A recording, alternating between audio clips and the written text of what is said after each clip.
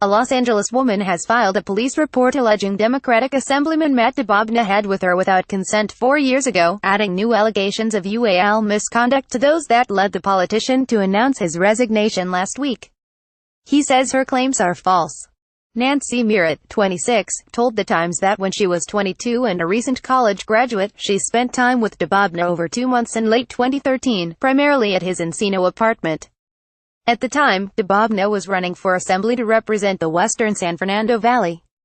They had consensual on one occasion, but after that, Miret said she had multiple non-consensual ual encounters with Dababneh that left her traumatized. Miret, who now works in commercial real estate, is one of 3 women interviewed by The Times who have made new allegations concerning Dababneh's behavior.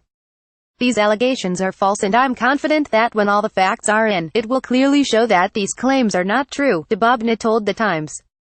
The Assemblyman announced his resignation Friday, effective January 1, after 2 women publicly accused him of harassment. Pamela Lopez, a Sacramento lobbyist, said Dababneh masturbated in front of her and asked her to touch his genitals at a 2016 party.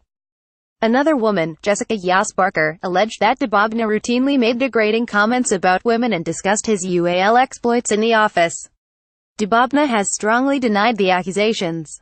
The Assembly Rules Committee has hired an outside investigator to look into the allegations against the Woodland Hills lawmaker, who is not married. Assemblyman Matt Dababneh resigned following ual misconduct allegations. The other 2 women who spoke to The Times also described incidents that they claim occurred before Dababneh was elected to the Assembly in 2013, one when he supervised local field operations to help John F. Kerry's presidential campaign in 2004, and another when he was Chief of Staff for U.S. Rep. Brad Sherman D. Porter Ranch, a position he held from 2009 to 2013. Jen Kong said Dababneh was her supervisor in 2004 when, as an 18-year-old just out of high school, she worked on the Kerry campaign in a Pasadena field office.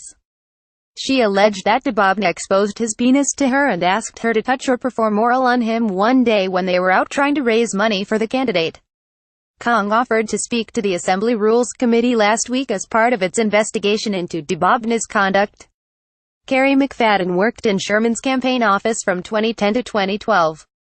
She said Dababneh, as the congressman's chief of staff in the district office, would regularly talk about his life during his frequent visits. She said he once offered her a raise if she could convince a UCLA student to have with him. Neither woman formally reported the incidents, saying they weren't sure how to do so at the time. I did not know who to call. I was only reporting to Matt. There's no one else that I would have talked to, said Kong, who is now 31 and working in healthcare. A big part of me thinks that had I been able to have that route, he wouldn't have been able to do this to other women. Dababneh, then a recent graduate of UCLA, appeared to take special interest in Kong during her summer job assisting the 2004 campaign, she said, asking her to go on weekend vacations and saying he had feelings for her. She said Dababneh once asked her if she was a virgin. I wanted to jump out of my skin, she said. Her older sister, Irene Kong, recalled that Kong said her male supervisor had taken interest in her and was asking her to hang out outside of work. One afternoon in summer 2004, Kong and Dababneh were out knocking on doors to raise money. As they were sitting in his parked car, Dababneh pulled out his erect penis and asked her what she thought of it, she said. He asked her if she would touch him or perform oral on him, she said. When she declined, she said, he asked if she would at least touch his arm, and then put his penis back in his pants. They finished their shift, but Kong didn't return to the office to work again after that day. Her friend Sarah Kwan said Kong told her at the time that Dababneh had exposed himself in the car. Kong said she had been too young to process what had happened to her. She said she's speaking up now because she feels she would be complicit by not saying anything. California Assemblyman accused of forcing lobbyist into bathroom and masturbating. McFadden said she frequently interacted with Dababneh when she worked in Sherman's campaign office, a job she began as a 23-year-old UCLA student in 2010. Dababneh was then chief of staff in the representative's district office in Sherman Oaks. McFadden said Dababneh would hang out in the campaign office and talk about which interns he thought were hot, or which women he had hooked up with in politics. In February 2012, McFadden was honored as the UCLA Bruins Democratic Club Alumnus of the Year. She said Dababneh attended the event and told her if she could convince the then president of the club to have with him, he would get McFadden a raise. McFadden said the comment made her uneasy. I think at the time I was in shock, and I don't think I even directly responded, she said. Because McFadden worked for the campaign and not in the district office, Dababneh was not her boss and had no formal authority to adjust her pay. McFadden did not report the incident to her boss, but she confided in two friends. Both confirmed to the Times that McFadden told them about Dababneh's behavior, including the comment about the raise. Later, McFadden sent Dababneh an email, congratulating him on an endorsement in his campaign. She said she remained in occasional contact with him because she was being mindful of not burning any bridges. McFadden, now 31 and working at an election law firm in San Francisco, said she struggled with whether to tell her story publicly. There are still a lot of people from that campaign I consider friends, she said. Miret was 22 years old and a recent UCLA graduate when she and Dababneh first spent time together alone in October 2013. Dababneh, 10 years her senior, was running for office for the first time, locked in a tight assembly race that he would win narrowly the next month. They met months earlier when her friend, Susana Mejia, brought her to a party. Mejia, who was then an intern in Sherman's office, said she introduced them there. The first time they spent time together, Miret said, she and Dababneh had at his apartment.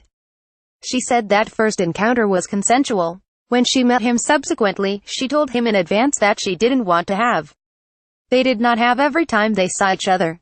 But on multiple occasions Dababneh would remove her clothes as she tried to squirm away, Miret said. She claimed she would tell him no or stop before he had with her. Miret said he would bite her neck and other parts of her body, leaving visible marks, and sometimes apologized for his actions. If you're saying no, no, no, no, and you stop and then you're quiet, you still never gave consent. That's something that I didn't understand at first, Miret said. I didn't understand that me stopping fighting was not consent. In her own words, women of California politics tell their stories of UAL harassment and unwanted touching. Miret said she grapples with why she returned to see him. He made it clear he was a powerful person with connections, someone who was important to know, and I naively believed nearly all of it, she said.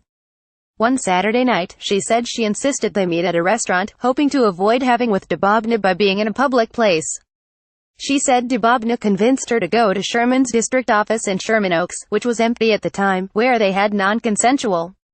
She said she felt intensely violated after the encounter, and afterward took photos of bruising and bite marks on her neck. She showed the Times photographs she said were of those injuries. Metadata from the photos confirmed they were taken on the night Miret alleged the encounter occurred. Miret's friend, Kevin Shallert, confirmed she canceled plans to attend a barbecue the next day, which she blamed on visible marks on her body that embarrassed her. She said she stopped returning Dababneh's calls a short time later, after his election to the assembly, and found the strength to abruptly end all communication with him. She told her friend, Mejia, at the time that the was not consensual. In an interview, Mejia confirmed that. In December 2013, Miret also told Shallert, which he confirmed to the Times. Miret didn't file a police report at the time, she said, because I was still at a point where I could hardly talk about it. In June 2014, Miret sought advice from Shallert, who put her in touch with Kava Axelson, a student activist on campus rape at USC. She wanted to know what her options were as far as coming forward and as far as receiving some form of institutional support. Axelson told the Times. Axelson suggested she call a rape crisis center affiliated with a local hospital. The Times reviewed a summary of Miret's June 16, 2014, call, placed 7 months after Miret stopped seeing Dababneh, which was released by the center with her authorization. Miret asked questions about reporting a UAL assault and said she had been assaulted by Matthew Dababneh, according to the report. Several weeks ago, Miret was connected to Lopez and Barker through mutual friends. She spoke to the Times before the women made their allegations public, then decided last week to go to the police. Dababneh's attorney, James Blatt, said they are cooperating with the investigation. I remember what it was like to not have a voice. Miret said. It's not fair to not speak out when you have the chance. Melanie.mason@lawtimes.com, Sima.med@lawtimes.com. Follow at Melmason and at @Latsima on Twitter for the latest in California politics. Also, Assemblyman Matt Dababneh resigned following UAL misconduct allegations. Lawyer for lobbyist who accused Assemblyman Matt Dababneh of UAL misconduct seeks details about investigation. California Assemblyman accused of forcing lobbyist into bathroom and masturbating.